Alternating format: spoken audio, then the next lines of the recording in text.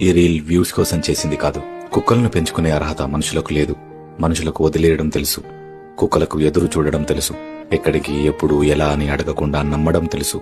మనం వాటిని పెంపుడు జంతువులుగా భావిస్తాం, కానీ అవి మాత్రం తల్లిదండ్రులుగా ప్రేమిస్తాయి.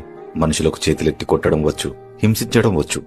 కుక్కలకు బాధను, సంతోషాన్ని, ఆవేశాన్ని అర్థం చేసుకుంటూ మౌనంగా సహించడం వచ్చు. మనుషులు వాటి మెడకి తాడు కట్టి లాగుతున్నా అందులో కూడా సంతోషాన్ని వెతుక్కుంటూ నాలుగుతో నాకుతూ సరదా పడడం తెలుసు.